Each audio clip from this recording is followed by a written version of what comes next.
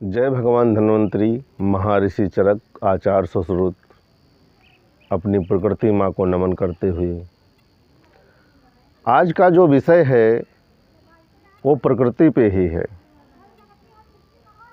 प्रकृति हमें जीवन देती है, औषधि देती है, सब कुछ देती है। हम प्रकृति को क्या देते हैं और प्रकृति को हमसे क्या चाहिए, इस बारे में हम कभी सोचते ही नहीं हैं।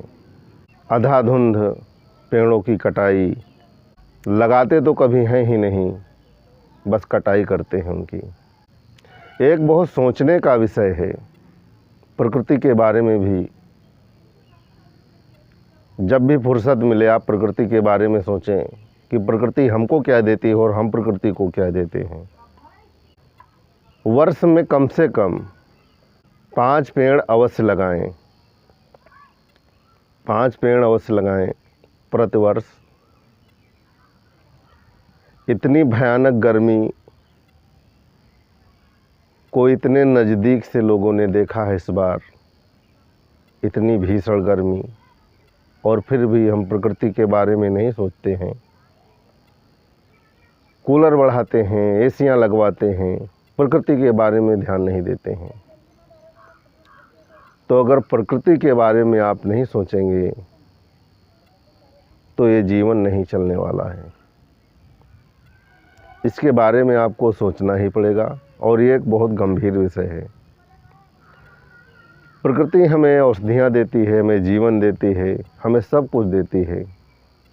हर तरह से उसका उपयोग करते हैं और हम प्रकृति के बारे में ही नहीं सोचते हैं। तो प्रकृति के बारे में सोचें और वर्ष में कम से कम 5 पेड़ ज़रूर लगाएं, क्योंकि इलेक्ट्रॉनिक से काम नहीं चलने वाला। जब हमारी वनस्पति बचेगी, पेड़ पौधे बचेंगे, तभी हमारा जीवन बचेगा। और हमें